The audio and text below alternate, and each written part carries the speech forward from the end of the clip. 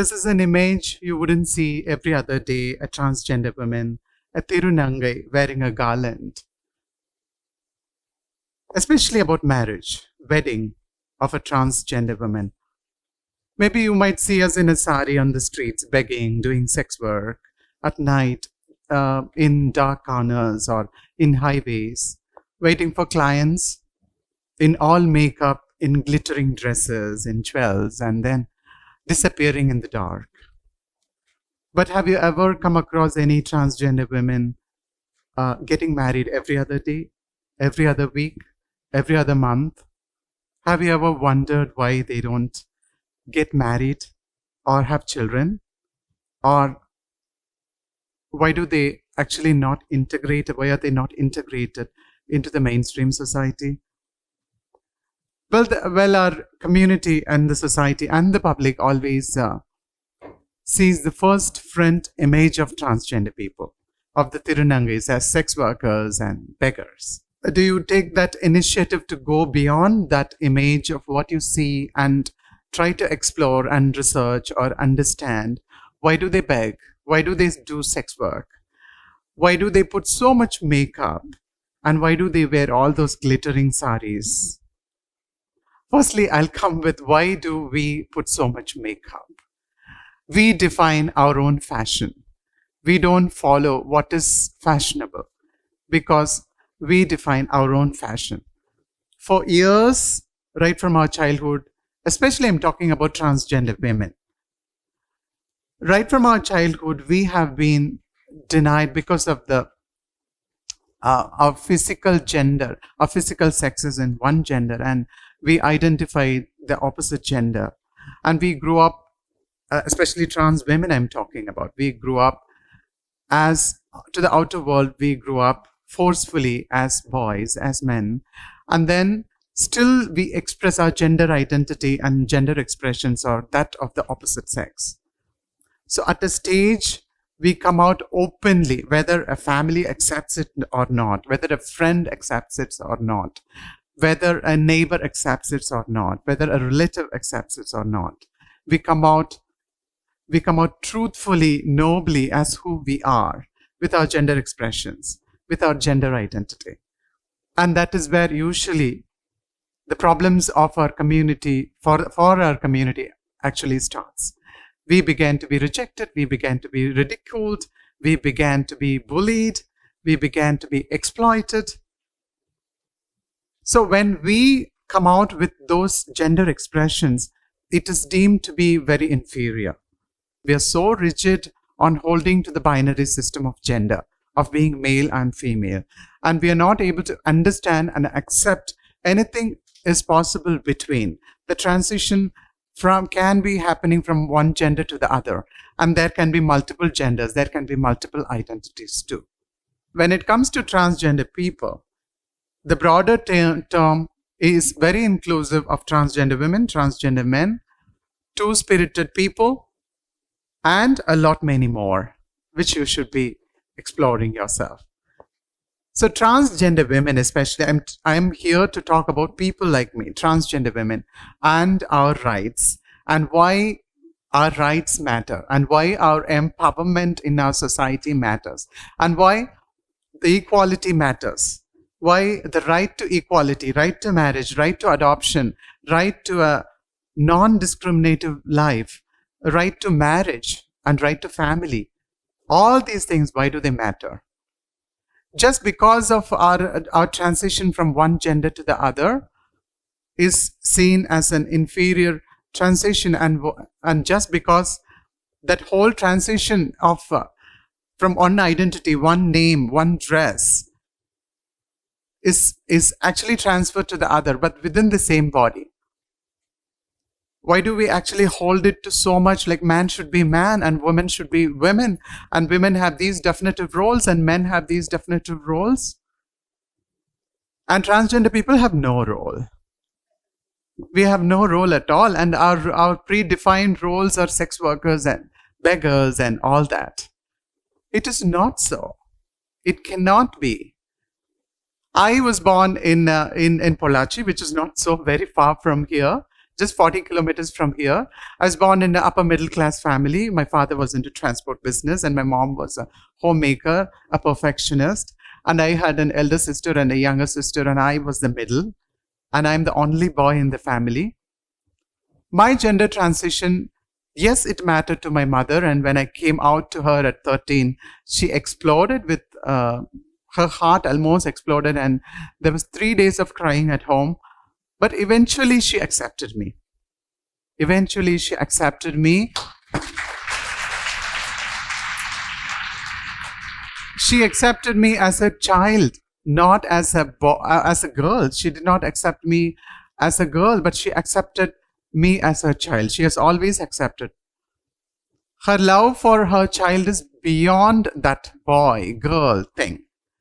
I'm her child and she accepted it.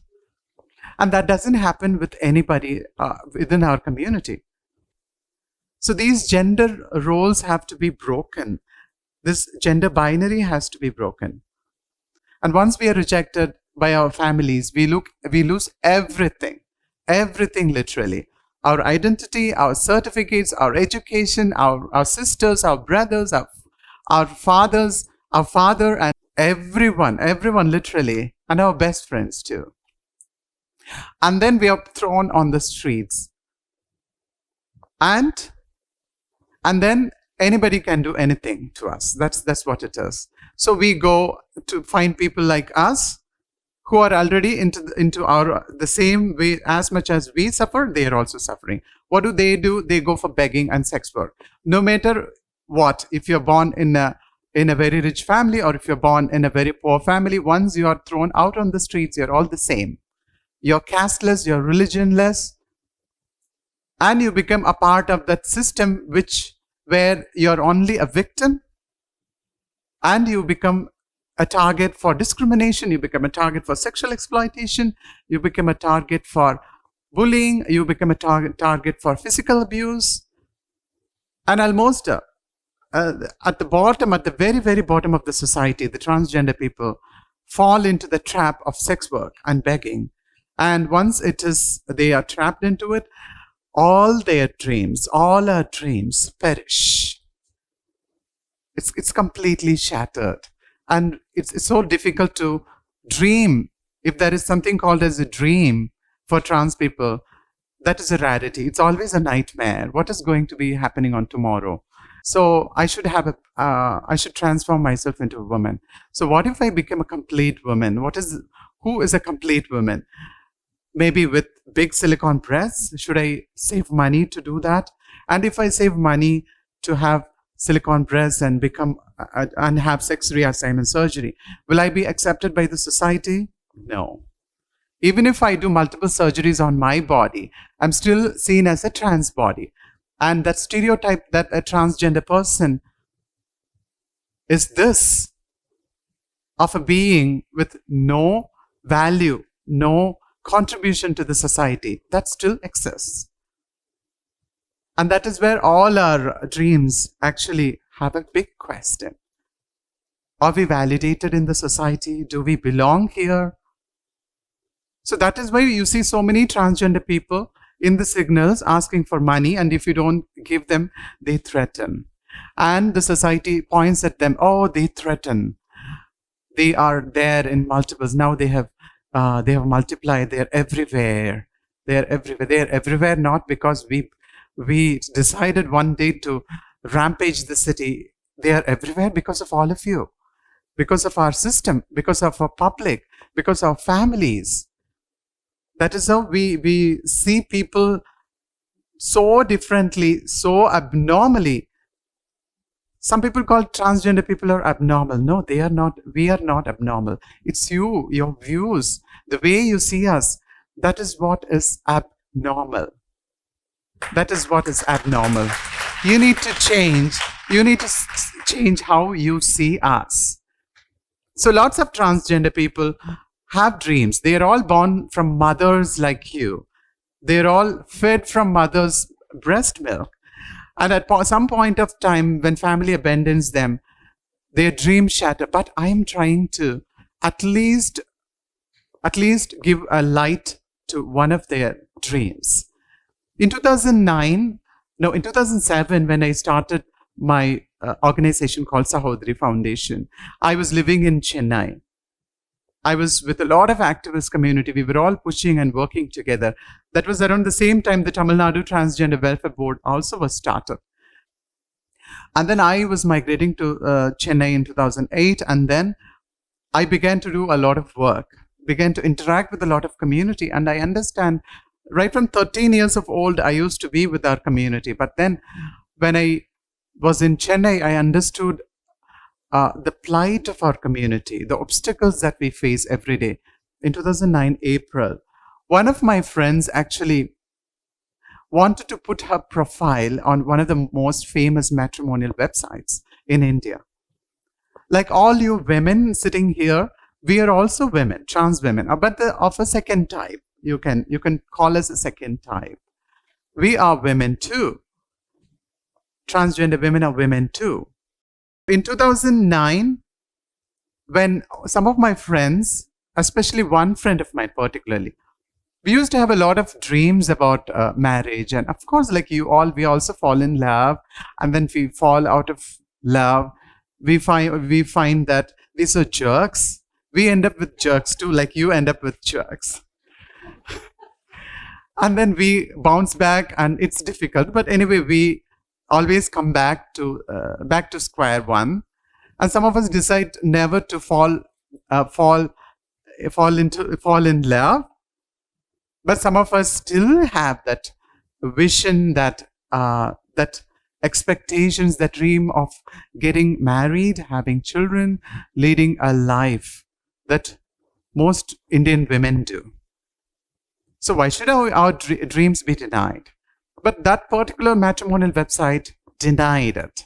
They said, we don't accept. When she uploaded her profile, they blatantly replied to her, we don't accept transgender people's profiles into our website. And she asked why. They never replied. So according to Indian constitutions, every person in this country has every right. Right to marry, right to employment, right to children, right to adoption, right to health care, and everything, of course, like you all do. It doesn't talk about every man or a woman. The Indian Constitution does not talk about, has not written every man in this country or every woman in this country. It talks about every person in this country. And we are those people too. We are those persons too. And we deserve it too. And so when that matrimonial website rejected, I was thinking, why would they reject us? So I was thinking, and then I understood the stigma that prevails about trans people, even in a corporate office. And then I thought, okay, you do it, we'll do it too. And then I said to myself, okay, when you're rejected by a system, you don't beg to them, you create another system. You create another system. When one matrimonial website rejected one of our profiles, I created a matrimonial website for us, me and my friends, 6 of us. We created, I bought a domain called Pirunangay.net, and overnight I created a website because I am familiar with technology and HTML and CSS and all that. I learned it all by myself. I never went to class. Overnight I created a website in Tamil as well as in English. And that was Pirunangay.net. And then we had a press meet. This is one of me and my friends. We had a press meet in the Chennai Press Club to launch the website. And overnight, it became a sensation in the Indian media. Just the six of us temporarily became superstars.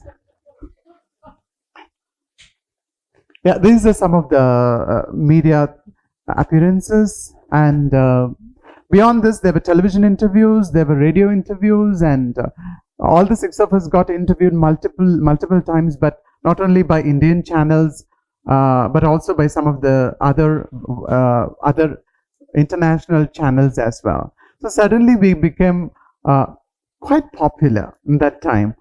And our website became super hit. We had almost 2,000 to 3,000 visits every day almost. Each one of us received, every day we received 25 to 35 proposals, and we had to sit together and see reams and reams of these proposals, men coming from all parts of the world. All parts of the world. They were entrepreneurs, they were farmers, they were scientists, they were artists, there were professors, they were teachers, they were businessmen, they were corporates. Everyone needs a bride, and they didn't mind a transgender woman being a bride. You are respected and you are wanted as a woman, as a wife. And that is what I wanted to establish. That is what I wanted to put bluntly on the face of the society, that we deserve equality, we deserve marriage, and we dream about it and we can create it and people want it. That men fall in love with trans women, and there is nothing wrong with that. That we are women too, and we deserve to be loved, and we can give more love. And yes, we cannot conceive and give babies. But there are hundreds and thousands of women in this country who cannot conceive as well, and then who choose not to conceive as well. That is their own right, their own right, of course. But I stand as a voice for people like me. But I stand as a voice for friends of mine who believe in marriage, who dream of marriage, who want a family, who have been abandoned by their family. They want a family, they want children. And there are thousands and thousands of these children in our country who wants a mom, who wants a dad.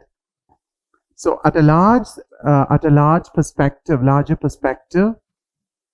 there are so many issues for transgender people when it comes to our rights, especially our right to marry, our right to children, our right to a family, our right to being equal in this country and around the world. Only education can change women. Only education can change gender non-conforming people's lives and transgender people's lives for better. So transgender people deserve equal rights in all spheres of the society in India and across the world. It is just that we need to be aware that see us not as transgender persons, see us as humans. That is only my take. Thank you.